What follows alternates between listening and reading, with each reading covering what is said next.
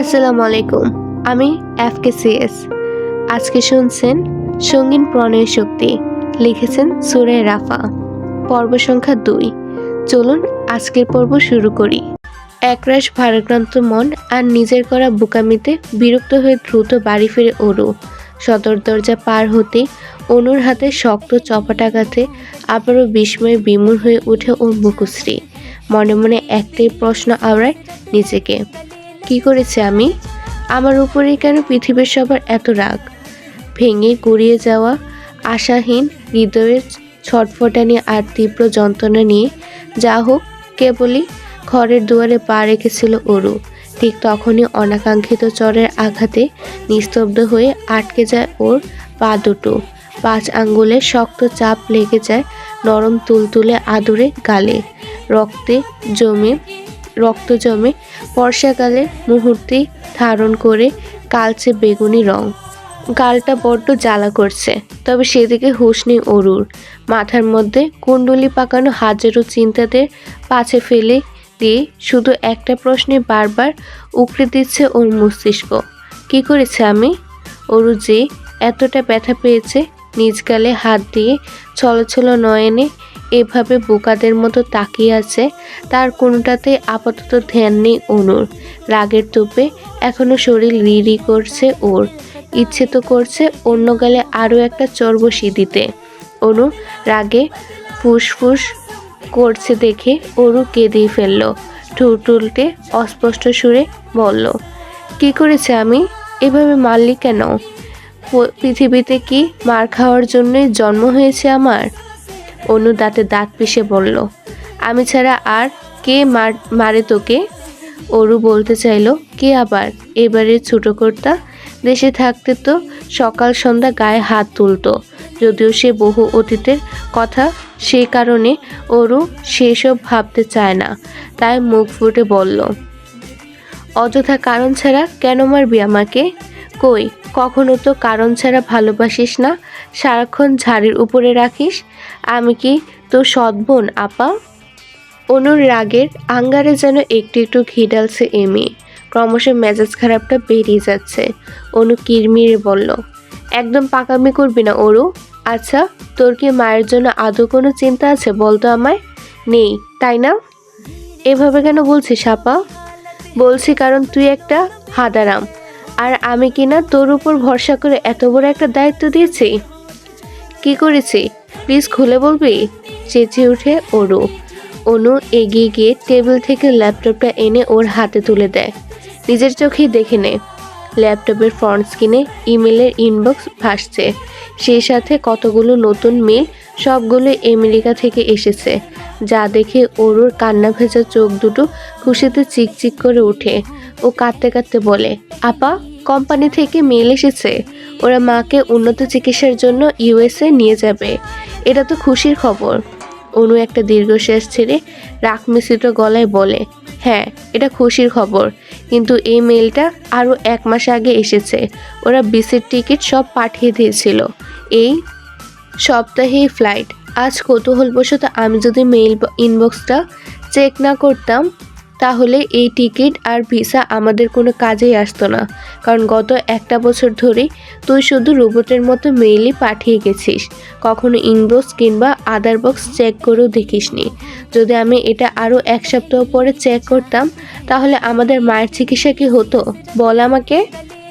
অনুর রুষ্ট চিৎকার শুনে কেঁপে ওঠে অরু।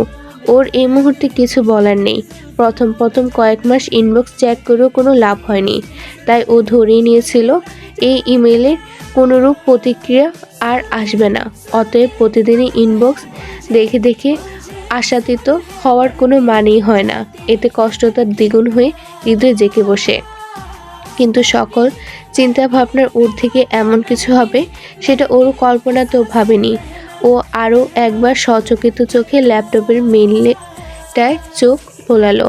সকল নিয়মনীতি হলফ করার শেষে একেবারে নিচে ছোট ছোট অক্ষরে লেখা, mister Pratyay Ahsan, CFO of JK group of industry. অরুর নামটা দ্বিতীয়বার আওড়ায়। প্রত্যয় আহসান, ইনি কে আপা? অনু ঠোঁট উল্টে বলে, হবে হয়তো কোম্পানির দায়িত্বরত কেউ। ওরু একে একে সবগুলো টিকিট চেক করলো। তার মধ্যে অরোরা শেখ নামেরও একটা টিকিট রয়েছে। অনু পাশে এসে বলে, আমি বুঝলাম না অরু, তোর জন্যই টিকিট পাঠানো হয়েছে, তুই অবশ্য না গেলেও হতো।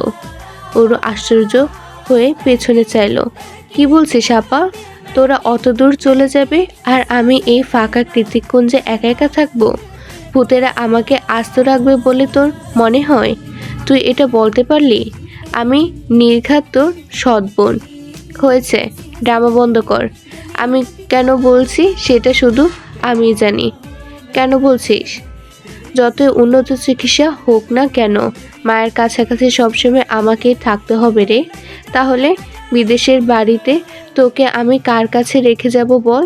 তার উপর কৃতিক ভাইয়া মানুষটা সুবিধার না। অরু মৃদু হেসে অনুকে আচ্ছা আশ্বাস দিয়ে বলে, আমি কি আর ছোট আছি রে আপা? আমি ঠিক সব পরিস্থিতি ম্যানেজ করে নেব, তুই দেখিস।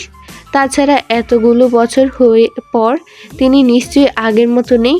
হতে পারে এতদিনে বিয়ে শাদী করে আমাদের জন্য বিদেশিনী ভাবি রেডি করে রেখেছে। অনু অরুকে জড়িয়ে ধরে ওর গালে আলতো চুমু খেয়ে বলে, সরি সোনা, জানিস আমার অনেক খুশি লেগেছিল যখন মেলগুলো দেখেছিলাম, কিন্তু রাগটা তখনই হয় যখন ভাবলাম এই মেল এক সপ্তাহ পর পেলে আমাদের টিকিট ক্যান্সেল হয়ে যেত, আমাদের মাকে আরও ভুগতে হতো। ওরু মুখ কালো করে মাথা নুইয়ে বলে, তুই না আপা, আমি সরি, আমি তো খামখেয়ালি করে কিছুই চেক করতাম না, আমাকে ক্ষমা করে দে প্লিজ। হ্যাঁ দেব, তবে একটা শর্ত আছে। কি শর্ত? এখন এই মুহূর্তে আমার সাথে মার্কেটে যাবি, অনেক প্রয়োজনীয় শপিং করতে হবে, এই সপ্তাহেই ফ্লাইট। অরু নিজের হাতের বাঁধন শক্ত করে অনুর গলা জড়িয়ে ধরে খিলখিলিয়ে হেসে উঠে বলে, আপা, আই লাভ শপিং, কতদিন নতুন জিনিসের গন্ধ পাই না।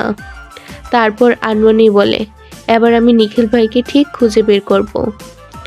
আজ রোববার, প্রতিদিনের মতো আজও পরন্ত বিকেলের তির্যক সূর্য কিরণ হানা দিয়েছে খোলা আঙ্গিনার ন্যায় মহলের বিস্তার ছাদ জুড়ে। বসন্তের দক্ষিণা বাতাসে পদপদ করে উঠছে রশিতে শুকাতে দেওয়া সারি সারি জামা কাপড়। সেগুলো নিতে এসেছিল ওরও, তবে ছাদে পা রাখতেই মনটা কেমন উদাসীন হয়ে গেল ওর। পায়ে পেয়ে এগিয়ে গিয়ে বসে পড়ল শ্যাওলা পড়া চ্যাপ্টা রেলিংয়ের উপর। বসার দরুন হাঁটু অবধি খোলা চুলগুলো ধুলো ময়লা জমে মেঝেতে গিয়ে ঠেকল। গুদুলি বেলার মেঘ ভেজা বাতাসের তালে তালে হাঁপড়ে একটা চাপা নিঃশ্বাস বেরিয়ে এলো ওর বুক চিরে। আজমেরি শেখকে ইতিমধ্যে ইমার্জেন্সি ফ্লাইটে তুলে দিয়ে এসেছে ওরা দুই বোন। ওদের ফ্লাইট রাতে, আর কয়েক মুহূর্তের মাত্র। তারপর এই মহল বাগান বিলাসে ঘেরা বিশাল বাড়ি, বাড়ির পিছনে সুপারি বাগান, সামনে বিশাল গেট, সব কিছু মানবশূন্য হয়ে পড়বে। প্রিয় ক্যাম্পাস, প্রিয় বান্ধবী আর সবচেয়ে প্রিয় নিখিল ভাই, সবাইকে ছেড়ে বহুদূরে পাড়ি জমাবে ওরু। অচেনা দেশ, সব অচেনা মানুষের ভিড়ে সাদামাটা বাঙালি ওরুর জন্য কি অপেক্ষা করছে কে জানে। কেবল ভরসা একটাই, মায়ের সুস্থতা আর মনের গহীনে অযাচিত এক অদম্য ইচ্ছা, নিখিল ভাইকে খুঁজে বের করা। ওরু জানে কাজটা এতটাও সহজ নয়, তবে ও চেষ্টা করবে। পৃথিবী তো গোলাকার, তার উপর একই দেশে থাকবে ওরা। ইন্টারনেটের যুগে অতটাও কষ্টকর হবে না। ব্যাপারটা ভাবতেই বিষণ্ণ মুখে এক চিলতে হাসি ফুটে উঠল ওরুর। আমি আসছি নিখিল ভাই, ঠিক খুঁজে বের করে নিব আপনাকে। অরুর দিবা স্বপ্নেতে টান পড়ে নিচ থেকে অনুর বাজখাই আওয়াজে। কিরে অরু, হাওয়া হয়ে গেলি নাকি? নিচে নাম, নয়তো আমি ব্যাগ গুছিয়ে এয়ারপোর্টে চললাম। Time flies, yes it is. এই যেমন 24 ঘন্টা আগেও অরু পুরান ঢাকার নামকরা বাড়ি কৃতিকুঞ্জের ছাদের কোণে দাঁড়িয়ে ঝিরঝির হাওয়া খাচ্ছিল, আর এখন এই মুহূর্তে মোটা পশমি লেদার জ্যাকেটে পরেও হু হু বাতাসে থরথর করে শীতে কাঁপছে। এয়ারপোর্ট থেকে গাড়িতে উঠে কাঁপাকাঁপি একটু কমেছে দু বোনের, তবে লম্বা জার্নিতে বড্ড কাহিল হয়ে গিয়েছে শরীরটা। অনুর চেয়েও অরুর অবস্থা বেগতিক, কারণ পুরো ফ্লাইটে কিছু খেতে পারেনি ও। অরুর যে মারাত্মক রকমের ফ্লাইট ফোবিয়া আছে সেটা এই প্রথম জানলো অনু।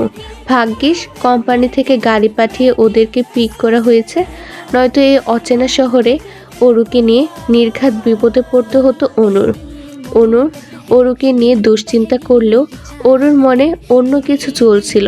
ও ভাবছে তিথি আর নীলিমার কথা।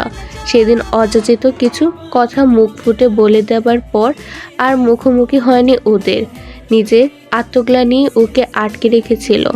যাদের সামনে সবসময় নিজের নির্ভীক ব্যক্তিত্বটা ধারণ করে এসেছে, সবসময় তারাই কিনা ওকে নিচু চোখে দেখবে, ফ্রড ভাববে। এসব ভাবতেই লজ্জায় চোখ মুখ বুজে আসে অরুর। যার জের ধরে এত দূর চলে এসেছে, তবু নিজের বান্ধবীদের একটাবার জানায়নি পর্যন্ত। বরং অরুর মনে হচ্ছিল দেশ ছেড়ে চলে গেলেই ভালো হবে। তিথি আর নীলিমার মুখোমুখি হতে হবে না আর, ও বেঁচে যাবে। সানফ্রান্সিসকোর শহরে পরিবেশ ছাড়িয়ে আরও প্রায় ঘন্টাখানিক গাড়ি চলল। নির্জন হাইওয়ে রাস্তার মাঝে মধ্যে দু একটা প্রাইভেট কার ছাড়া আর কিছু চোখে পড়ল না ওদের। কিছু দূর পরপর রাস্তার কোল ঘেঁষে দু একটা ওয়ালমার্ট আর ম্যাকডোনাল্ডস এর ক্যাফেটেরিয়া দেখা গেল, তবে সেগুলো ও জনমানব শূন্য। এছাড়া রাস্তার দুপাশে যা চোখে পড়ে তা হলো উঁচু নিচু পাহাড় আর সারি সারি উইন্ডমিল। তবে চারিদিকের পরিবেশ প্রাণ জুড়িয়ে দেওয়ার মতোই সুন্দর। আঁকাবাঁকা পাহাড়ি রাস্তাগুলো পরিষ্কার টকটকে দেখে মনে হচ্ছে আজই পিচ ঢালা হয়েছে এতে। অথচ বাংলাদেশ হলে মানুষের গিজগিজ আর ময়লা আবর্জনার রাস্তার মুখখানা পর্যন্ত দেখার উপায় নেই। যেতে যেতে ওরও বোধ করলো এদেশের মানুষ যতটা শৌখিন ঠিক ততটাই পরিশ্রমী। আসলে এখানে ওরও কোনো দোষ নেই। প্রথম পরিস্থিতিতে মানুষের ভালো দিকগুলোই বেশি নজরে আসে। অপেক্ষার অবসান ঘটিয়ে একটা ছোট মোটো ডুপ্লেক্স বাড়ির সামনে গিয়ে থামলো গাড়িটি। এতক্ষণ সব কিছু ঠিকঠাক লাগলেও হুট করে নার্ভাস লাগতে শুরু করেছে অরুর। হাত পাগুলো যেন অবশ হয়ে এসেছে, সেই সাথে বমি বমি ভাব। মনে হচ্ছে কিছু একটা গলায় আটকে আছে। কিছুক্ষণ বাইরেটার দিকে তাকিয়েই কাটিয়ে দিল ও। ততক্ষণে অনু নেমে ওপাশ থেকে বারবার তাড়া দিচ্ছে। কি হলো নাম? তোকে রেখে আমি হসপিটালে যাব, ইমার্জেন্সি কল এসেছে। গাড়ির সাউন্ড প্রুফ কাঁচ গলিয়ে সে কথা অরুর কানে গেল না। ও আস্তে ধীরে সময় নিয়ে নামলো। বাইরের প্রচণ্ড বাতাস আর গুড়ি গুড়ি বৃষ্টিতে ঠান্ডা জমে যাওয়ার উপক্রম। অরু নামলে ড্রাইভার মতো লোকটা একটা কার্ড ধরিয়ে দিয়ে বলল, this is house password. Aru মাথা কাত করে কার্ডটা নিল। অনু এগিয়ে এসে অরুকে বলল, তাড়াতাড়ি চল, জমে যাব নইলে। অরু এখনো নিশ্চুপ, শুধু উপর নিচ মাথা নাড়িয়ে সায় জানালো। কিন্তু অনুর আর বাড়িতে ভেতর ঢোকা হলো না। তার আগে ওর ফোনটা বেজে ওঠে। ফোন রিসিভ করে অনু কি বলল সেসব কিছুই কানে যায়নি অরুর। তবে তার পরপরই ওর শরীর জমে হিম হয়ে গিয়েছে। বাইরের খারাপ ওয়েদার এই শীতলতার কাছে কিছুই নয়, কারণ এবার ওর শরীর নয় বরং কলিজা জমে এসেছে। একটু আগে ফোনে কথা শেষ করে অনু এসে জানায়, আমাকে এক্ষুনি হসপিটালে যেতে হবে অরু, অনেক ফর্মালিটিস বাকি, আর সব কাগজপত্র আমার ব্যাগে। এগুলো না পূরণ করলে ওরা মাকে ভর্তি করাতে পারবে না। মায়ের শরীর আরও খারাপ হয়ে যাবে। তুই পাসওয়ার্ড দিয়ে দরজা খুলে ভেতরে গিয়ে বিশ্রাম কর, আমি যত তাড়াতাড়ি সম্ভব চলে আসব। অরু চমকায়, হকচকিয়ে বলে, না না, আমি একা একা ভেতরে যেতে পারবো না। যদি কেউ থাকে তার চেয়ে বরং আমি তোর সাথে যাব। পাগলামি করিস না অরু, বাইরের অবস্থা দেখেছিস? আমি শিওর রাত হলে ঝড় আসবে। তাছাড়া তুই না বলেছিস আমার কথা শুনবি? অরু ঠোঁট উল্টে কাঁদো কাঁদো হয়ে বলল, আমার ভয় করছে আপা, যদি ভেতরে কেউ থাকে। আমি যতদূর জানি কেউ বাড়িতে নেই, নয়তো ড্রাইভার পাসওয়ার্ড দিত না। আর যদি থেকেও থাকে তুই নিজের পরিচয় দিবি, কোনো বোকামি করিস না কেমন? অরু ঘাড় কাত করে সায় জানালো। অনু পুনরায় গাড়িতে উঠে যেতে যেতে বলে, সাবধানে থাকবি, প্রয়োজন হলে ফোন করবি। কিভাবে ফোন করব? আমার কাছে তো সিম কার্ড নেই, মাথা নিচু করে বিড়বিড়িয়ে কথাটা বলল অরু। অচেনা দেশ, অচেনা শহর, অচেনা একটা বাড়ি, এখন আপাও চলে গেল। এর চেয়ে অসহায় বোধ হয় এই 18 বছরের জীবনে আর কোনোদিন লাগেনি অরুর। চারিদিকের অবস্থা বেগতিক, আকাশটা কালো মেঘে ঢেকে ঘুটঘুটে অন্ধকার হয়ে আছে। এখানে আর দাঁড়িয়ে থাকার উপায় নেই, তাই তো দুরু দুরু বুকে ফ্রেন্ডস গেট খুলে ফ্রন্ট ইয়ার থেকে পা টিপে টিপে সদর দরজার সামনে গিয়ে দাঁড়ায় অরু। তারপর কাঠটুকে দেওয়া পাসওয়ার্ড দিয়ে দরজা খুলে ও। আশ্চর্য হলেও সত্যি পাসওয়ার্ডটি ছিল খুবই কঠিন। কে এত বুদ্ধি খাটিয়ে কৌশলে পাসওয়ার্ড সেট করেছে সেটাই আপাতত ভাবছে অরু। তবে ওর ভাবনা বেশিক্ষণ স্থায়ী হলো না, তার আগে সদর দরজা খুলে গেল। ভেতরে প্রবেশ করে চারদিকে একবার ভালো করে চোখ বুলিয়ে নিল অরু। কেউ নেই বাড়িতে, লোকালয় ছাড়িয়ে অনেকটা নির্জন পরিবেশে ছোট্ট একটা ডুপ্লেক্স বাড়ি।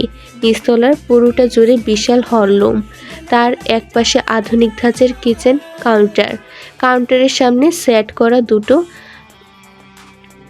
বারস্টুল। কিচেন আর হলরুমের মাঝে কোনো দেওয়াল নেই, বরং কিচেন কাউন্টারের সামনে গোলাকার ডাইনিং হলে রুমের ঠিক অন্য মাথায় কিছু আধুনিক কারুকাজ করা নরম সোফা আর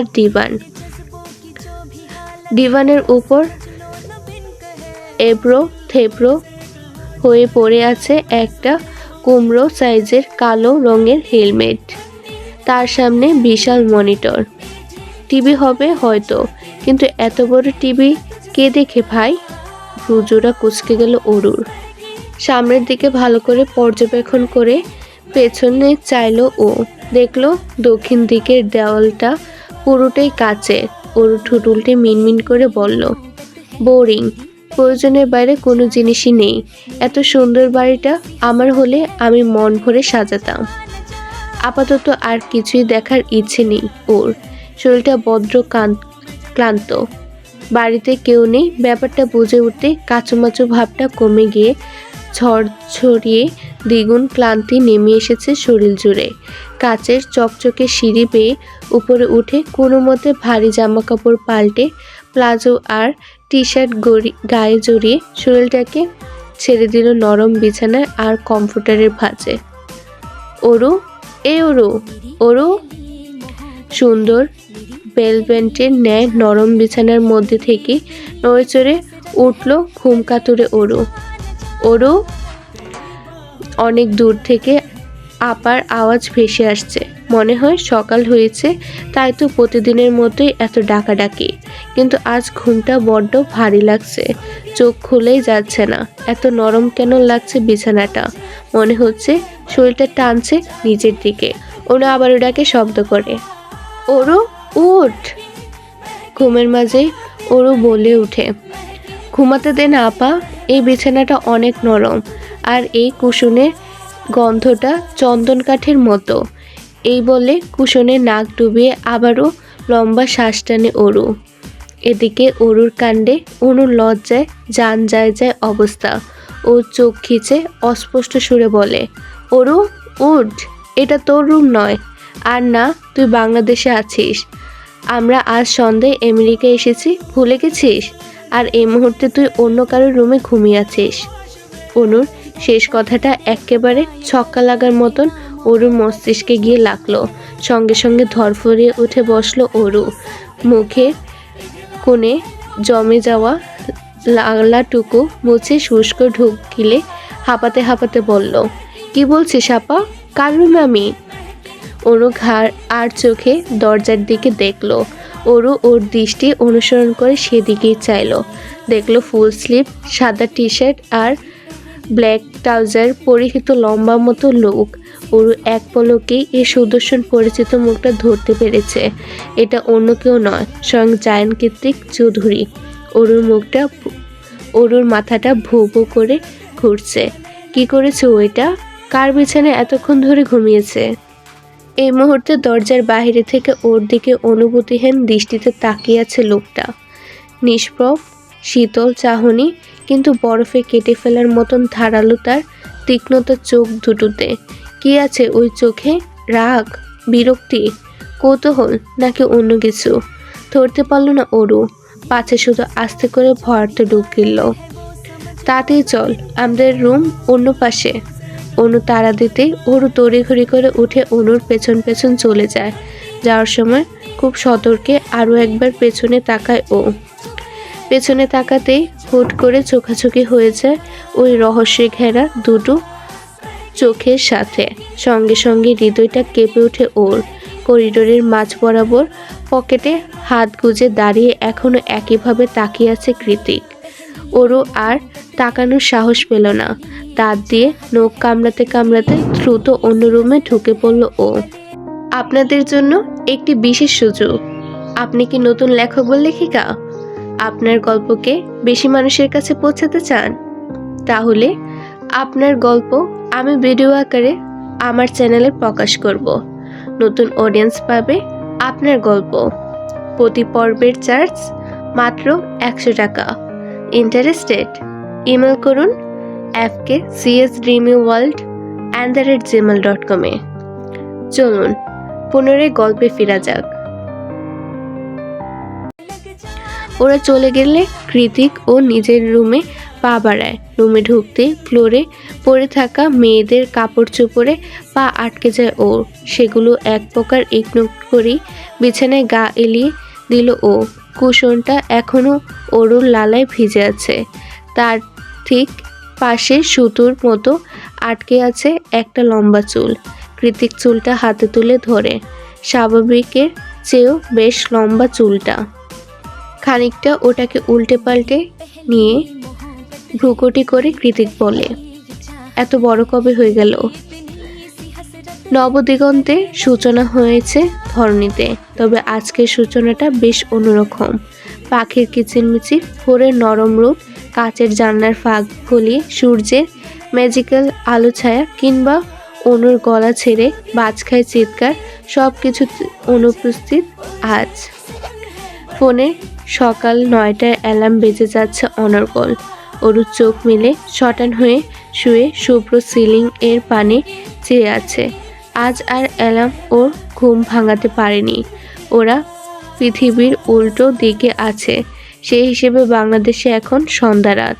রাত দিনের এই তারতম্যের কারণে সারা রাত এপাশ ওপাশ করে নির্ঘুম কাটিয়ে দিয়েছে অরু। তার উপর রাতের ওই ঘটনা, কথা নেই, বার্তা নেই, একেবারে সিংহের গুহায় গিয়ে হাজিরা দিয়ে এসেছে। কি সাংঘাতিক! ভাবলে এখনো পিলে চমকে ওঠে অরুর। সকাল 9:35। অনু একটু আগে রেডি হয়ে বেরিয়ে গিয়েছে হসপিটালের উদ্দেশ্যে। বলেছে কি একটা জরুরি কাজ আছে, তাই সকাল সকাল যাচ্ছে। বয়সের তুলনায় অনুর মধ্যে ম্যাচুরিটি ভাবটা অনেক বেশি। দায়িত্বজ্ঞানের দিক দিয়ে সবসময় সচেতন সে। আসলে বাস্তবতা যার দরজায় বেশি হানা দেয় সেই তত বেশি ম্যাচুর হয়। এখানে বয়সের কোনো হাত নেই। ওরও তখনও শুয়েই ছিল, উদাসীন হয়ে কি জানি কি ভাবছিল। তখনই নিচ থেকে এক অপরিচিত কণ্ঠস্বর কানে ভেসে এলো ওর। গলার আওয়াজ শুনে মনে হচ্ছে পুরুষ মানুষ।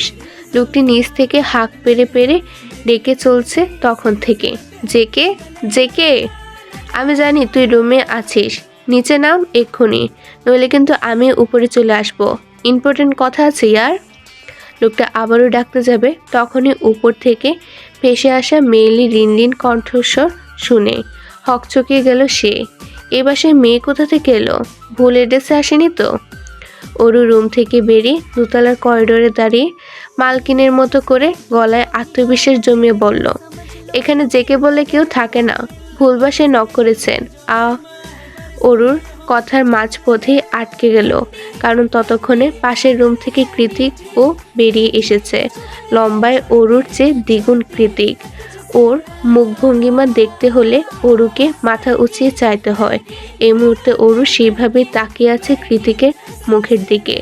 অনুভূতিহীন টকটকে ফর্সা মুখ, ফর্সা মুখশ্রী জুড়ে দুদিন ক্লিন শেপ না করা খড়, দাড়িগুলো মাথা চাড়া দিয়ে আছে, তাতে দাঁত চেপে আছে বলে তীক্ষ্ণ চোয়ালটা ব্লেডের মতোই ধারালো মনে হচ্ছে। লম্বা চুলগুলো এলোমেলো হয়ে কপাল ছুঁয়ে আছে, আর পেছনের দিক থেকে ঘাড়, সেই সাথে এটি আছে গোলাকার দুটো ভাসা ভাসা চোখ। প্রথম দর্শনে 31 বছরের কৃতিককে অরুর চোখে গ্রিক গডের মতোই সুদর্শন ঠেকল। Go back to your room. পাশ থেকে আসা একটা গমগমে আওয়াজে অরুর ধ্যান ভেঙে গেল। বেকুবের মতো পাশে তাকিয়ে উল্টে আবারও প্রশ্ন করল, ব্যাপারটা এমন যে আমাকে বলছেন? কারণ কৃতিকের দৃষ্টি এখনো একইভাবে সামনের দিকে স্থির। Go back to your room. শান্ত নিষ্পাপ কণ্ঠস্বর, তবে কথার মাঝে আটকে আছে কঠোর আদেশ। কৃতিকের এক্সপ্রেশন, বাচনভঙ্গিমা কিছুই মাথায় ঢুকলো না অরুর। ও উল্টো বাচালের মতো বলতে শুরু করলো, আরে আমি কেন রুমে যাব? দেখতে পাচ্ছেন না কথা নেই বার্তা নেই, অন্যের বাসায় ঢুকে লোকটা জেকে জেকে বলে চেঁচাচ্ছে, ওটাকে আগে বিদায় করতে হবে। রুমে যেতে বলেছি তোকে। এবার কাট কাট স্পষ্ট বাংলায় অরুর মুখের দিকে তাকিয়ে কথাটা বলল কৃতিক। অরু ভয়তে ঢুক গেল। এই মুহূর্তের জন্য মনে হলো ও 8 বছর আগের কৃতিকের সামনে দাঁড়িয়ে আছে। তারপরে ওর ডান পিঠে মস্তিষ্কটা সচকিত হয়ে উঠল ও মনে মনে ভাবল, উনি যা বলবে সেটাই আমাকে শুনতে হবে নাকি? আশ্চর্য, আমি কি এখনো ছোট আছি যে ওনাকে ভয় পাবো? মনে মনে নিজেকে মিস সাহসী অফ দ্য ইয়ার অ্যাওয়ার্ডটা ছুঁড়ে মারল অরু। কি হলো, কথা কানে যায়নি? যাব না। এ যেন অরুর স্বঘোষিত স্নায়ু যুদ্ধ। কৃতিক নিজের চোখ দুটো বন্ধ করে মেজাজ সংবরণ করল। তারপর রুষ্ট কণ্ঠে বলল, মুখে মুখে তর্ক আমার একদম পছন্দ নয় অরু। অরু কৃতিকের ঘুম ঘুম হাসকি গলার নিজের নামটা, ছোট্ট নামটা শুনে আরও একবার পক্ষপিঞ্জরে কিছু একটা শক্ত টান অনুভব করলো অরু। কেন যেন মনে হলো অরু নামটাও অনেক ভারী আর কঠিন। পৃথিবীর ইতিহাসে এই নামের অস্তিত্ব কোনো কালেই ছিল না। পৃথিবীর সব থেকে আনকমন নাম এটা। কিন্তু সেসবে মাথা ঘামিয়ে দমল না অরুর আত্ম অহংকারী মন, বরং নতুন উদ্যমে কৃতিকের কথার কাট কাট জবাব দেওয়ার প্রস্তুতি নিল সে, যাকে বলে এক বলেই ছক্কা হাঁকানো। ঠিক তখনই আগমন ঘটে নিচতলার তৃতীয় ব্যক্তির। কিরে, দেখছিস তখন থেকে ডাকছি, তবুও পকেটে হাত গুজে খাম্বার মতো দাঁড়িয়ে আছিস। আমাকে কি তোর মানুষ মনে হয় না? লোকটা এগিয়ে আসতে কৃতিক অরুর সামনে এসে ওকে আড়াল করে দাঁড়ায়। লম্বা চওড়া গ্রিক গড শেপ ওয়ালা বডি অধিকারী কৃতিকের পেছন থেকে রুগা অরুকে তো দূরে থাক, ওর ছায়াটা পর্যন্ত দেখা যাচ্ছে না। অতঃপর কৃতিক বলে, কি চাই? চাই মানে? আমেরিকান সুপার মডেল শায়র আহমেদকে কি তোর ভিখারি মনে হয়? না, তবে ছেঁচড়া মনে হয়। কি? তোরা সব কয়টা মিলে আবার আমার হাউস পাসওয়ার্ড হ্যাক করেছিস, তাই না? শায়র মুখে বিরক্তি ফুটিয়ে বলল, এছাড়া উপায় কি? নক করলে তো জীবনেও দরজা খুলিস না, ফোন ধরিস না, SMS সিন করিস না, হঠাৎ উদা হয়ে যাস। কোন দিন দেখবো একা একা এই ভূতের বাড়িতে মরে পড়ে আছিস। আমার সন্দেহ হচ্ছে যে কে তুই আসলেই মানুষ তো, নাকি ভ্যাম্পায়ার টাইপ কিছু? সত্যি করে বল। তোর ইচ্ছা, যা খুশি একটা ভেবে নে।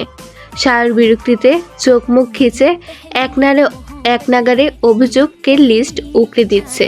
এদিকে কৃতিকের পেছনে এখনো ঠায় দাঁড়িয়ে আছে অরু। দৌড়ে রুমে চলে যাওয়ার উপায় নেই, কারণ কৃতিক ওর কবজিটা শক্ত করে চেপে ধরে রেখেছে।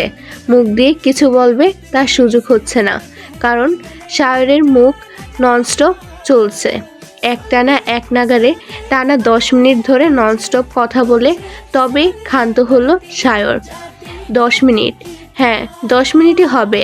কৃতিক তো চুপচাপ ঘড়ির দিকেই তাকিয়েছিল। পেছন থেকে অরু নিজের হাত ছাড়ানোর কসরত করে যাচ্ছে, কিন্তু কৃতিকের শক্ত বাদনের কাছে সেই চেষ্টা পিপিলিকার সমতুল্য। ওর পেছনে একটা ছায়া নড়াচড়া করছে দেখতে পেয়ে সায়র উদ্বিগ্ন হয়ে বলল, তোর পেছনে ওটা কি রে জেকে? তোর ছায়া তো ছোট হয়ে গেল কি করে? আর এমন নড়ছেই বা কেন? তোকে সত্যি সত্যি ভূতে ধরল নাকি? দাঁড়া, সবাইকে কল করে এখনই আসতে বলছি। সায়র একটা মানুষ, বললে কলিকাতা বুঝে ফেলে। দেখা গেল সত্যি সত্যি তিল থেকে তাল বানিয়ে কৃতিককে পটেস্ট বাই গোস্ট বানিয়ে ছাড়বে। তারপর শুরু হবে ওকে নিয়ে বেহুদা গবেষণা। তাই সকল রহস্যের ইতি টেনে নিজের চোখ দুটো খিচে বন্ধ করে অরুর হাতটা ছেড়ে দিল কৃতিক।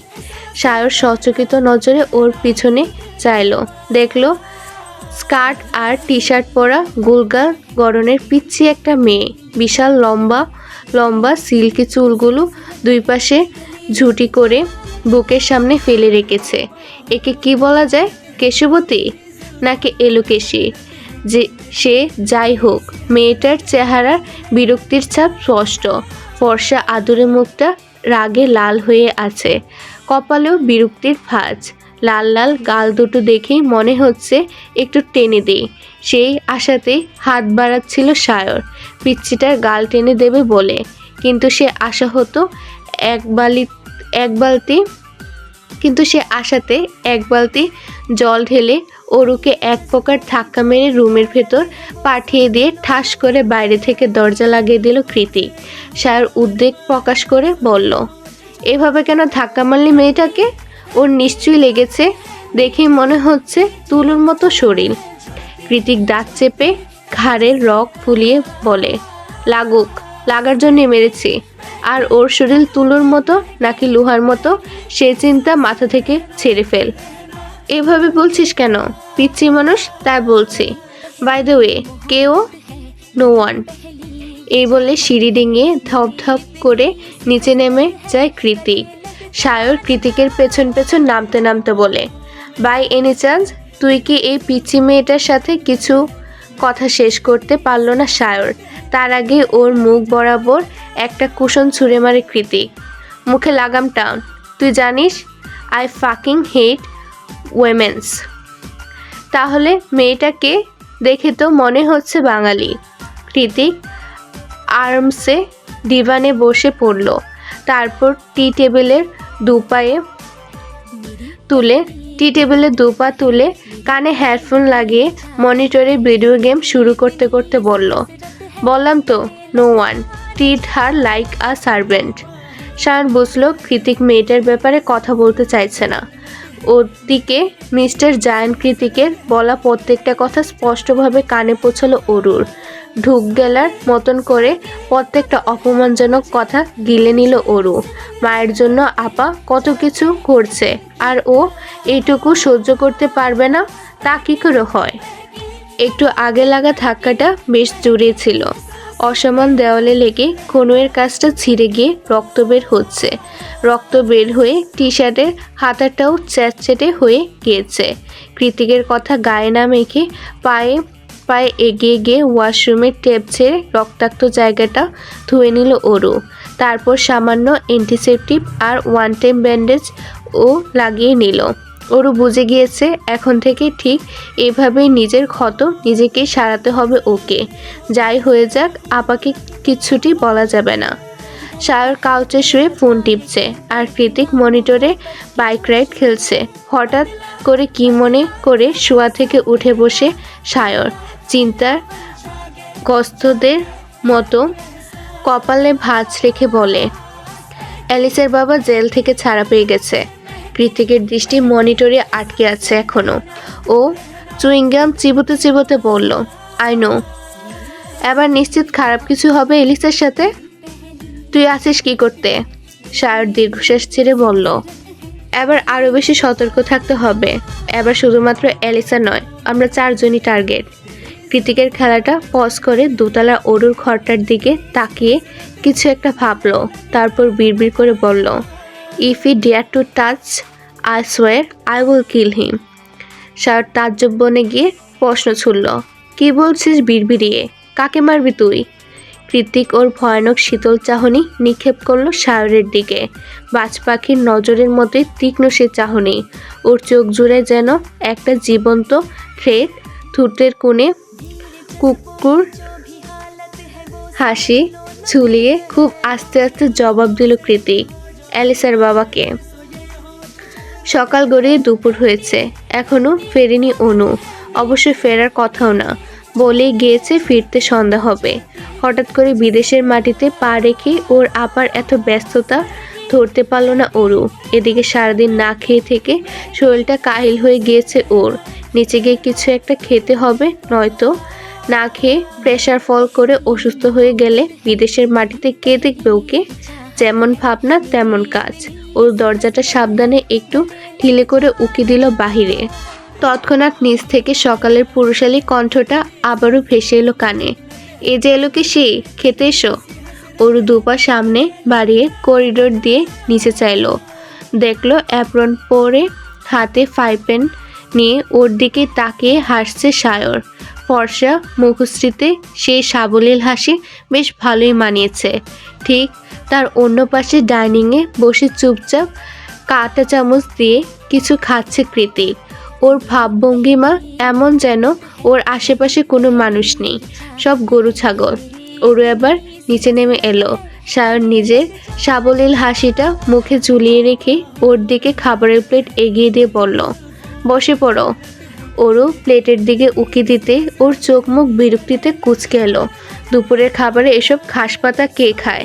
সাথে এক টুকরো মাংস ভাজা, স্টেক হবে হয়তো, আর একটু খানি ম্যাশ পটেটো, ব্যাস এটুকুই লাঞ্চ। গোল গোল অসহায় চোখ করে ওদের দুজনের দিকে তাকালো অরু। সায়র একবার অরুর দিকে আরেকবার কৃতিকের দিকে তাকাচ্ছে। কৃতিক খেতে খেতে বলল, দেখতে তো এইটুকুনি, এত খাবার রাখিস কোথায়? খুব রাগ হলো অরুর। আমেরিকা এসেছে বলে এইসব ঘাসপাতা খেয়ে বাঁচতে হবে? তাছাড়া ভাত নেই, ডাল নেই, তরকারি নেই, এটা কেমন দুপুরের খাবার? ছ্যা। মনে মনে আমেরিকান গ্রিন কার্ডধারী বাঙালিদের হাজারটা তিরস্কার জানালো অরু। দেশে থাকে না বলে দেশের ঐতিহ্যটাও ম্যাশ পটেটোর সাথে ভর্তা বানিয়ে খেয়ে ফেলেছে এরা। তারপর আলগুছে নিজের লম্বা চুলগুলো হাত খোপা করে উন্নাটা কোমরে পেঁচিয়ে এগিয়ে গেল রান্নাঘরের দিকে। ক্যাবিনেট আর ফ্রিজ হাতের কাছে চাল ডাল যা পেল সব কিছু একসাথে মাখিয়ে চুলায় বসিয়ে দিল। কয়েক মিনিটের মধ্যে খিচুড়ির মোমো গন্ধে সুবাসিত হয়ে উঠল চারিদিক।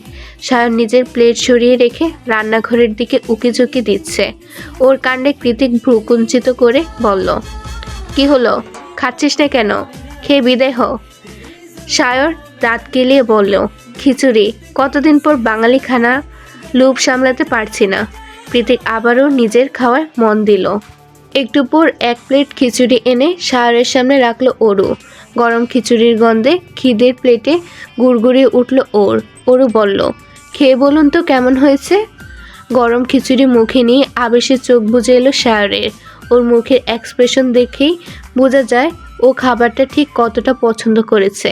খাবার গিলে নিয়ে তৃপ্তিমাখা হাসি দিয়ে সায়র কৃতিককে বলল, তোর বোন ফাটাফাটি রান্না করে দোস্ত। এরকম রান্না খেতে পারলে আমি যখন তখন তোকে শালা বানিয়ে ফেলবো, ড্যাম শিওর।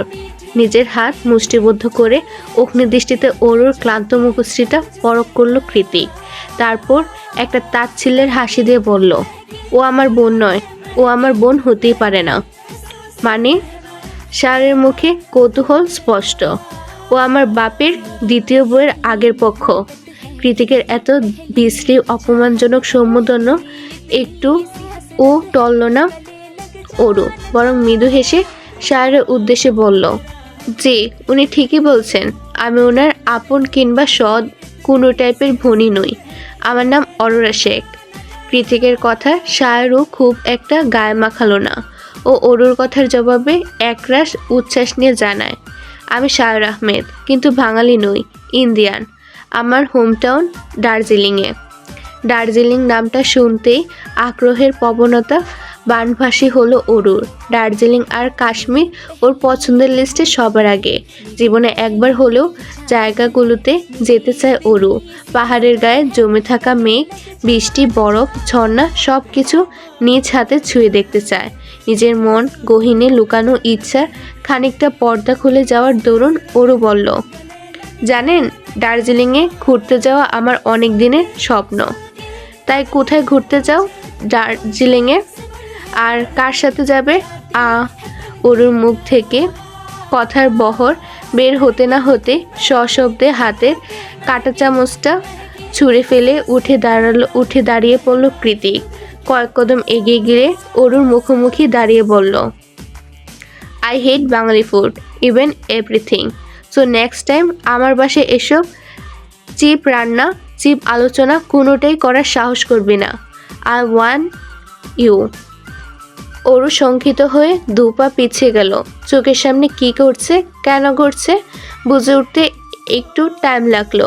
কৃতিক বারবার ওকে অপমান করছে, ভেঙে ফেলতে চাইছে, কিন্তু কেন? বয়সে ওর থেকে অনেক বড় বলে?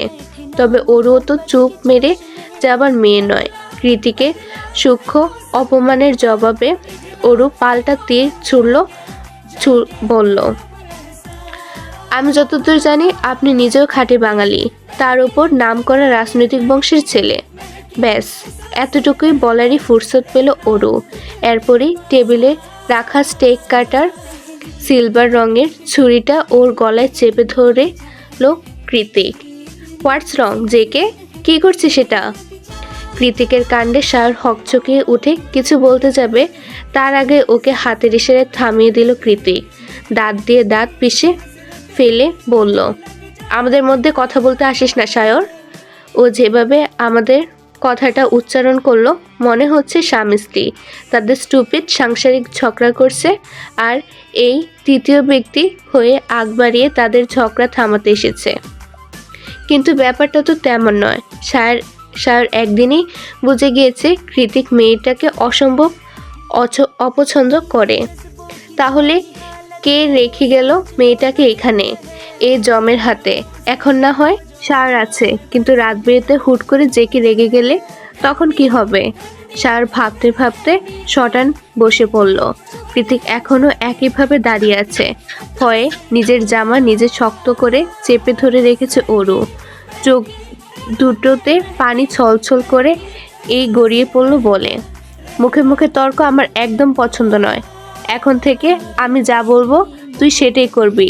আমার সামনে মোটেই ফাকিং তেজ দেখাতে আসবি না, নয়তো তোর তেজ গলিয়ে দিতে আমার 1 সেকেন্ডও সময় লাগবে না। Mind it. ক্ষিপ্ততা সুস্পষ্ট ওর দু চোখে, সেই সাথে মুখের কথাগুলো চপটাঘাতের মতোই শক্তিশালী। তবুও কত নির্বিঘ্নে কথাগুলো বলে রুমে গিয়ে শব্দ করে দরজা লাগিয়ে দিল কৃতিক। কৃতিক চলে যেতে অরু চোখের জলে বাঁধ ভেঙে যায়। অসহায়ের মতো নিজের চোখের জলকে থামাতে বারবার চোখ মুছছে অরু। অভিমানী কান্নায় নাকের ডগাটা লাল হয়ে গিয়েছে। সার এগিয়ে গিয়ে নিজের রুমালটা অরুর দিকে এগিয়ে দিল। মুখটা মুছে নাও অরু। অরু নিল না, বরং দৌড়ে হলরুম ছেড়ে দোতলার ছাদ বারান্দায় চলে গেল। বড্ড আত্মসম্মানে লেগেছে ওর। আপনাদের জন্য একটি বিশেষ সুযোগ। আপনি কি নতুন লেখক বা লেখিকা? আপনার গল্পকে বেশি মানুষের কাছে পৌঁছাতে চান? তাহলে আপনার গল্প আমি ভিডিও আকারে আমার চ্যানেলে প্রকাশ করব। নতুন অডিয়েন্স পাবে আপনার গল্প। প্রতি পর্বের চার্জ মাত্র 100 টাকা। ইন্টারেস্টেড?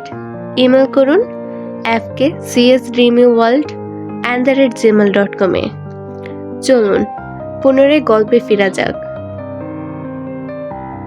একজন অপরিচিত মানুষের সামনে এতটা অপমানিত এর আগে কখনোই হয়নি ও।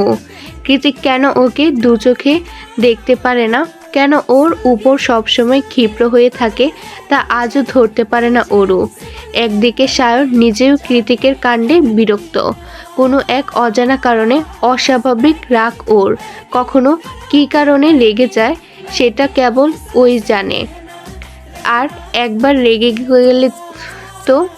রেগে গেলে তো কথাই নেই, এমন সব ভয়ানক কাজ করে যেগুলো স্বাভাবিক মানুষের দ্বারা সম্ভব নয়। এত রাগচটা স্বভাব নিয়ে কৃতিক যে কি করে কলেজের প্রফেসর সেটাই ভেবে পায় না সায়র। কিন্তু অরু তো রেগে যাওয়ার মতো কিছুই করেনি। এত ছোট্ট একটা মেয়ে সাথে এত বাজে ব্যবহার করার কি মানে? আশ্চর্য, আনমনে বলে ওঠে সায়র। সন্ধ্যায় কৃতিককে বিদায় জানিয়ে চলে যায় সায়র। আজ রবিবার ছিল বলে এসেছিল। প্রত্যেক সপ্তাহের ছুটির দিনে এলিসা, সায়র নয়তো অর্ণব কেউ না কেউ কৃতিকের সাথে দেখা করতে এই জনমানবহীন নীরব স্টেটে আসে। নয়তো মাসের পর মাস গেলেও কৃতিকের কোনো খোঁজ মেলে না। না সোশ্যাল মিডিয়ায়, না কোনো ইন্টারনেটে, না কোনো ফেস টু ফেস আলাপ। অনেকটা অস্বাভাবিক লাইফস্টাইলই বলা চলে ওর। স্বাভাবিক মানুষ এভাবে একা একা থাকলে দম বন্ধ হয়ে মারা যাবে নিশ্চিত। প্রয়োজনের বাইরে গিয়েও ও শুধু একটা কাজই করে, সেটা বাইক রাইডিং। কৃতিক সায়রকে এগিয়ে দিতে গেটের কাছে এলে সায়র গাড়িতে উঠতে উঠতে বলে, প্লিজ ভাই, মেয়েটাকে আঘাত করিস না, বড্ড মিষ্টি মেয়েটা। তুই ওকে রাখতে না চাইলে বলিস, আমি আমার বাসায় নিয়ে পুতুল বানিয়ে সাজিয়ে রাখবো ওকে। তবু ওকে টর্চার করিস না, আই রিকোয়েস্ট ইউ। সায়রের কথায় জিভ দিয়ে গাল ঠেলে একটা তির্যক আর রহস্যময় হাসি দিয়ে কৃতিক বলে, are you fucking kidding me? নিজের হার্টবিটকে কেউ আঘাত করে? কিছু বললি? নাথিং, তুই যা। আর দয়া করে প্রত্যেক উইকেন্ডে 3 জন মিলে আমাকে জ্বালানো বন্ধ কর। সায়র নিজের ছাদ খোলা বিএমডাব্লিউতে নিয়ে উঠে উল্টো পথে যেতে যেতে পেছনে না ঘুরে হাত নাড়িয়ে বলল, see you in next week, bye bye. সন্ধ্যার দিকে অনুও ফিরে আসে। রুমে গিয়ে পরনে মোটা কোট খুলে চারিদিকে খুঁজতে শুরু করে অরুকে, কিন্তু কোথাও অরু নই। ও ডাকতে ডাকতে করিডোরে অন্য মাথায় গিয়ে দেখলো অরু চুপচাপ ছাদ বারান্দার মেঝেতে বসে আছে। হাত দুটো দিয়ে রেখেছে ঠান্ডা রেলিংয়ের তার উপর চিবুক। কাজ ঠেলে বারান্দায় পা রাখতে হু হু বাতাসে হাড় হিম হয়ে এলো অনুর। এই ঠান্ডার মধ্যে অরু কি করে বারান্দায় বসে আছে বুঝে উঠতে পারল না অনু। তথস্থ গতিতে অরুকে টেনে ভিতরে নিয়ে আসলো ও। অরুর ফর্সা মুখ ঠান্ডায় নীলবর্ণ ধারণ করেছে, মুখটা শুকিয়ে একটুখানি হয়ে আছে। ঠিক আছিস বোন? দুপুরে খেয়েছিস? অনুর উদ্বিগ্ন প্রশ্নে সচকিত হয়ে উঠল অরু। শরীরের ক্লান্তিটুকু ছেড়ে ফেলে দিয়ে মুখে প্রশস্ত হাসি ঝুলিয়ে বলল, খেয়েছি আফা। ভিতরে হাঁসফাঁস লাগছিল তাই বাইরে এসে একটু বসলাম। তুই খেয়েছিস? আর মা কেমন আছে? আমি দেখতে যাব মাকে। অনু স্বস্তির নিঃশ্বাস ছেড়ে বলে, মা আইসিইউতে আছে রে অরু, এখন গেলেও কাছে যেতে পারবি না। তার চেয়ে বরং কেবিনে শিফট করুক, তখন না হয়ে যাবে। তোর কষ্ট হচ্ছে আপা, তাই না? না রে, কৃতিক ভাইয়া আগে ভাগে কোম্পানি সতর্ক করে রেখেছিল, তাই তারাই সব ঝামেলা সামলাচ্ছে। আমি তো শুধু মায়ের কাছে কাছে ছিলাম। দুই বোন আরও অনেক সুখ দুঃখের আলাপ করছিল। তখনই নিচ থেকে কলিং বেল বেজে ওঠে। অনু বলে, তুই দাঁড়া, আমি গিয়ে দেখছি। একটু পর কতগুলো প্যাকেট নিয়ে ভেতরে আসে অনু। অরু কৌতূহল নিয়ে শুধায়, এগুলো কি আপা? মনে তো হচ্ছে বিরিয়ানির প্যাকেট। বিরিয়ানির নাম শুনতেই সারাদিন না খাওয়া অরুর পেট গুড়গুড়িয়ে উঠে। কি বলিস আপা, তুই অর্ডার করেছিস? অনু এদিক সেদিক না বুদক মাথা নাড়ায়। তাহলে? অনু প্যাকেটগুলো টেবিলে রেখে বলল, তুই দাঁড়া, আমি কৃতিক ভাইকে একবার জিজ্ঞেস করে আছি। অনু কৃতিকের রুমে নক করে ঢুকলো। দরজাটা খুলেছিল। কৃতিক ল্যাপটপে কিছু একটা করছিল তখন। অনু একটু ইতস্তত হয়ে বলল, ইয়ে মানে ভাইয়া, আপনি কি কোনো খাবার অর্ডার করেছিলেন?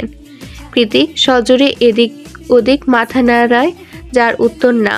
অনু নিরাশ হয়ে যেতে যেতে বলল, তাহলে মনে হয় ভুল করে। ইয়ে অনু, পিছু ডাকে কৃতিক। অনু ফিরে তাকায়।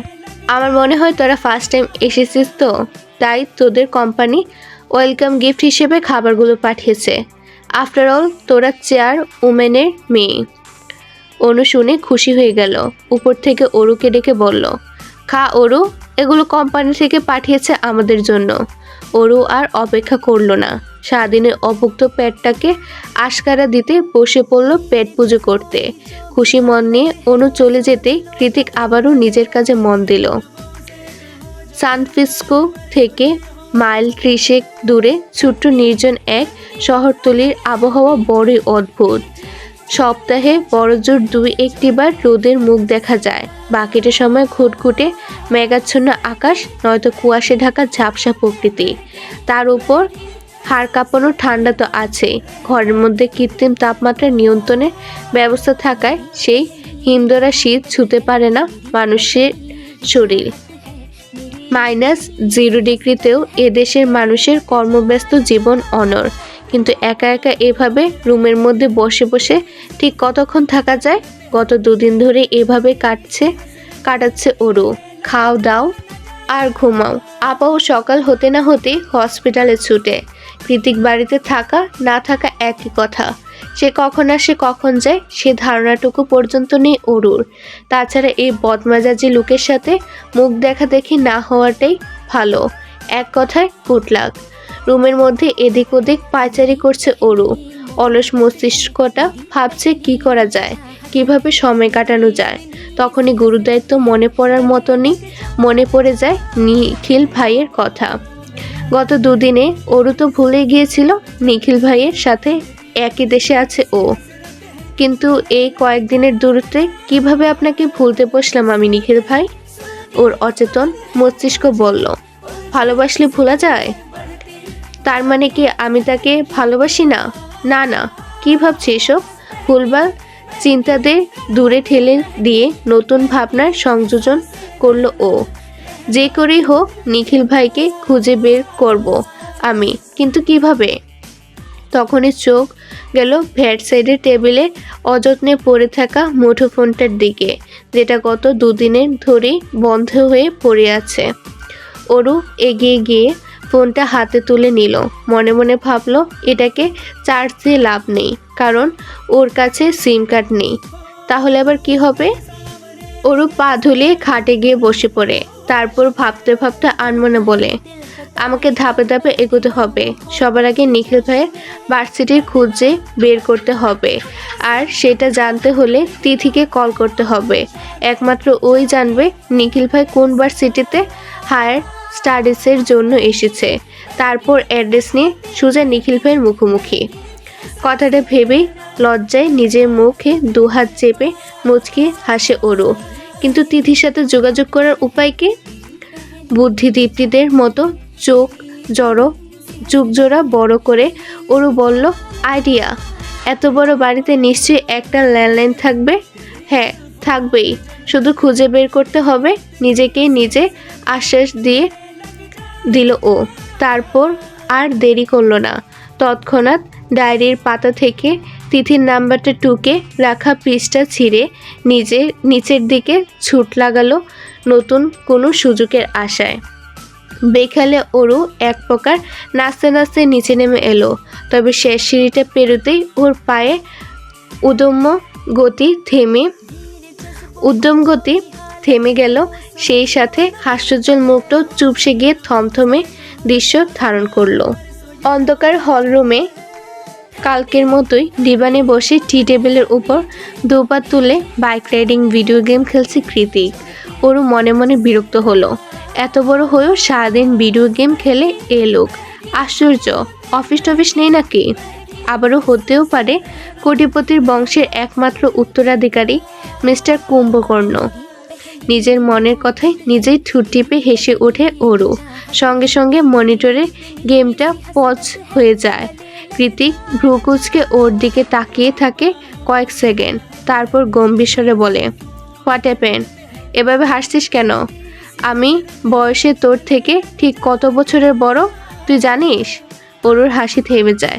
চারদিকে ঘুটঘুটে অন্ধকারে, তার সাথে নিস্তব্ধ পরিবেশ। কেবল মনিটর থেকে আসা মৃদু আলো ছাড়া আর কোনো আলোই জ্বলছে না হলরুমে। জানলা থেকে শুরু করে কাচের দেওয়ালের পর্দাটা পর্যন্ত টেনে দেওয়া। এমন পরিবেশে কৃতিকে রাগী আওয়াজ বেশ ভয়ানকই ঠেকল অরুর কানে। আর এই মুহূর্তে কৃতিক যে ওর দিকে চোয়াল শক্ত করে তাকিয়ে আছে, ব্যাপারটা ভয়ের উপর যা থেকে সেখানে গিয়ে পৌঁছেছে। অরু এই নীরবতা ভাঙতে চাইল, তাই তো নিস্তব্ধতা কাটিয়ে রিনরিনে আওয়াজে বলল, আপনার অফিস নেই? কোন অফিস? এমা, কি বলছেন? আপনাদের company JK group? Wait, JK? তার মানে কোম্পানিটা আপনার নামে? আর কালকে ওই ভাইয়াটা আপনাকে ডাকছিল জায়ান্ট কৃতিককে ছোট করে জেকে। আঙ্গুল নাড়িয়ে নাড়িয়ে অরুর করার বিশ্লেষণে কৃতিক শুনিয়ে কি শুনেনি কে জানে। ও আবারও মনিটরে নজর দিয়ে বলল, আমার সামনে একদম হাসবি না তুই। তোর হাসিটা বিশ্রী লাগে আমার কাছে। আর ওটা আমার নয়, তোর মায়ের অফিস। আর না ওখানে আমি বসি, তুই চাইলে অবশ্য বসতে পারিস। ওরও মনে মনে ভরকায়, কি বলে এলো? আমি কেবল কলেজ পাস করে অ্যাডমিশন নিলাম, উনি কি ঠাট্টা করছেন? মানুষ এত সিরিয়াস ফেস নিয়ে ঠাট্টা করে কিভাবে? অদ্ভুত। ওরু আর ঘাটায় না, কৃতিককে বেশি ঘাটালে হুট করে কি জানি কি অপমান করে বসে, তার ইয়ত্তা নেই। তাই ওরু কথা ঘুরিয়ে বলছে যে লাইটটা জ্বালাতাম, একটু কাজ ছিল। নো, সচকিত জবাব আসে কৃতিকের দিক থেকে। কিন্তু কেন? আমার অন্ধকার ভালো লাগে তাই। যা করার এই অবস্থাতেই কর, যা। হালকা নিঃশ্বাস বেরিয়ে এলো অরুর বুক চিরে। কৃতিক বলেছে মানে সেই কথায় এক চুলো নড়বে না। তাই অন্ধকার হাতড়ে ল্যান্ডফোনের সামনে গিয়ে সাফেদ কার্পেট বিছানো মেঝেতে বসে পড়ল অরু। কাগজ থেকে খুব সাবধানে নাম্বারটা টুকে কল লাগালো তিথির নাম্বারে। কয়েকবার রিং পড়তেই কল ধরেছে তিথি। বাংলাদেশে তখন রাত 10টা কি 11টা, তবুও কথা শুনে মনে হচ্ছে ঘুমে কাতরাচ্ছে তিথি। তিথি, আমি অরু বলছি, কেমন আছিস? তিথি চমকায়। একে তো বিদেশি নাম্বার, তার উপর দেশে থাকতে সকল যোগাযোগ বন্ধ করে দিয়েছে অরু। এখন হুট করে আবার কেন কল দিল? তিথি কিছু বলবে তার আগে অরু বলে, তিথি, আমার তোর সাথে অনেক কথা আছে, সব খুলে বলবো তোকে। তার আগে ছোট্ট একটা ইনফরমেশন দে। নিখিল ভাই কোন ইউনিভার্সিটিতে পড়ার জন্য ইউএসএ এসেছে?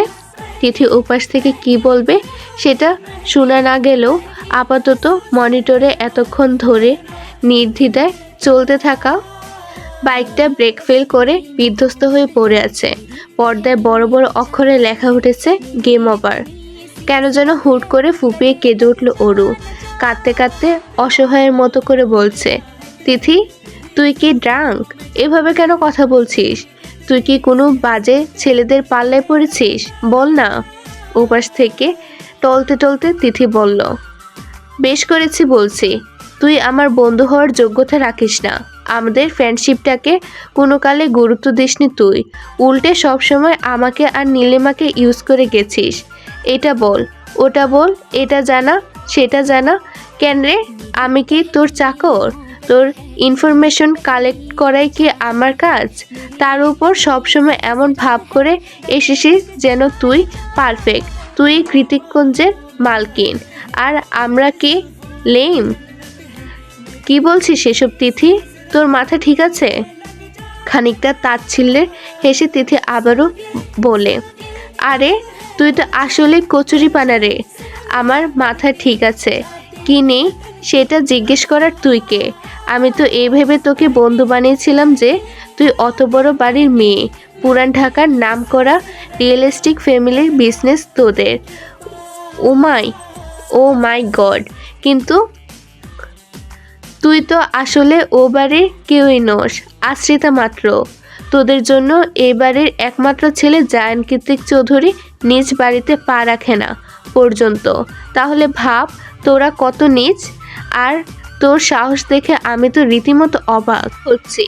তুই কিনা নিখিল ভাইয়ের খোঁজ করছিস। তুই জানিস নিখিল ভাই কত বড় সায়েন্টিস্ট হবে? তুই তার নখের যোগ্যতাও রাখিস না অরু। তাই তোর ভালোর জন্যই বলছি, ওনার বউ হওয়ার যে দিবা স্বপ্নটা দেখছিস না, সেটা আবার বন্ধ কর। আর যাই হোক, নিখিল ভাইয়ের মতো হাই স্ট্যাটাসের ছেলে অন্তত তোকে বিয়ে করবে না। অরুর চোখ দুটো বন্ধ করে সমস্তটা শুনে গেল। এই ভয়টাই তো পেয়ে এসেছিল এতগুলো বছর ধরে। আজ এত দূরে এসেও সেই ভয় থেকে পালাতে পারল না ও। ঠিকই মুখোমুখি হয়ে গেল তিক্ততায় পরিপূর্ণ কিছুটা চরম সত্যের। নিস্তব্ধ শুনশান হলরুমে অরুর ফুপানি আওয়াজ স্পষ্ট শোনা যাচ্ছে। অরু কান্না ভেজা গলায় আবারও একবার তিথিকে অনুরোধ করলো, প্লিজ তিথি, তুই আমাকে যা খুশি বল, আমি শুনবো। শুধু নিখিল ভাইয়ের ভার্সিটির নামটা বল প্লিজ। তুই না বললে আমি আর কোনোদিনও নিখিল ভাইকে খুঁজে পাবো না। রিডিকিউলাস। ওপাশ থেকে এতটুকুই শোনা গেল। তারপর শুধু কল কেটে যাওয়ার পিক পিক আওয়াজ হলো। অরুর কি হলো কে জানে। আশেপাশে কে আছে কে নেই কোনো কিছুই তোয়াক্কা না করে কল কাটাতে হু হু আওয়াজ করে কেঁদে উঠল। হয়তো নিজের ঘনিষ্ঠ বন্ধুর কাছ থেকে এই তিরস্কারটা মোটেও হজম করতে পারেনি ও। আদারে ডাকা বদ্ধ করে সেই কান্নার আওয়াজ বড়ই ব্যথাতো শোনালো। লম্বা সিল্কি চুলগুলো পুরো মেজে জুড়ে ছড়িয়ে আছে। দুহাত মেঝেতে রেখে তাতে নিজের ভর ছেড়ে দিয়ে অনর্গল কাঁদছে অরু। কান্নার টুপে শরীরটা বারবার জাকি দিয়ে উঠছে। সেই তালে তালে মৃদু লিন শব্দ করছে পায়ে আটকে থাকা নূপুর জোড়া। পেছন থেকে ওর কালো মেঘের মতো ঘন চুল দেখে যে কেউ বলবে ডিজনি প্রিন্সেস রূপাঞ্জেল তার সবচেয়ে দুঃখের সময় পার করছে। কিন্তু সবার দৃষ্টিভঙ্গি এক নয়, ধ্যান ধারণাও এক নয়। কারোর ক্ষেত্রে হৃদয়টা হয় বরফের মতোই নির্জীব আর অনুভূতিহীন। সামান্য কান্নাকাটি দিয়ে সেই বরফ গলানো দুষ্কর। এ যেমন অরুর কান্নাকাটিও পাশের ডিভানে বসে থাকা কৃতিকের হৃদয় ছুঁতে পারল না। ও হুট করেই একটা অদ্ভুত কাজ করে বসলো। নিজের জায়গা ছেড়ে উঠে এসে অরুর হাতে হ্যাঁচকা টান মেরে ওকে জোর করে দাঁড় করিয়ে দিল। তারপর ওই হাত ধরে টানতে টানতে দরজার বাইরে বের করে দিয়ে বলল, আউট। অরু কিছু বুঝে ওঠার আগেই শব্দটা উচ্চারণ করে থাপ করে দরজা আটকে দেয় কৃতিক। তারপর ভেতরে গিয়ে মেঝেতে পড়ে থাকা কাগজের টুকরোটা তুলে হাত মুষ্টিবদ্ধ করে পকেট হাতড়ে ফোন বের করে কাউকে কল লাগায়। আমি একটা নাম্বার ফরওয়ার্ড করছি তোকে, এর A to Z সব ইনফরমেশন চাই, অ্যাজ সুন অ্যাজ পসিবল। বাইরে এলোপাথারি ঠান্ডা হাওয়া বইছে। শুধু ঠান্ডা বললে ভুল হবে, মারাত্মক ঠান্ডা। আকাশটাও মেঘাচ্ছন্ন, যখন তখন বৃষ্টি চলে আসতে পারে। এত ঠান্ডা সয়ে অভ্যাস নেই অরুর। তার উপর ওর পরনে কোনো শীতের কাপড়ও নেই। এক কথায় যান যায় যায় অবস্থা। অরু একটু সময় নিজের কান্নাকাটি থামলো। তারপর দু হাত দিয়ে সজোরে দরজা ধাক্কাতে লাগলো। কৃতিক বয়সে অরুর চেয়ে অনেক বড়। তার উপর সম্পর্কটা এতটাও সহজ নয় ওদের। তাই কখনো কৃতিককে কিছু বলে ডাকেনি অরু। কিন্তু এই মুহূর্তে একটু দ্বিধা নিয়েই ডাকতে শুরু করলো ও। ভাইয়া, কৃতিক ভাইয়া, দরজা খুলুন না, আমি ঠান্ডায় জমে যাচ্ছি তো ভাইয়া। ওপাশ থেকে কোনোরূপ প্রতিক্রিয়া এলো না। এভাবে ঠিক কতক্ষণ ডেকেছে মনে নেই অরুর। ডাকতে ডাকতে এক পর্যায়ে দরজার সামনে ক্লান্ত হয়ে বসে পড়ে ঠান্ডায় নীল হয়ে যাওয়া অসহায় অরু। আজকের পর্ব এখানেই শেষ। পরবর্তী অংশে কি হবে সেটা জানতে হলে অপেক্ষা করুন পরের পর্বের জন্য। ভিডিওটি দেখার জন্য ধন্যবাদ। আল্লাহ হাফেজ।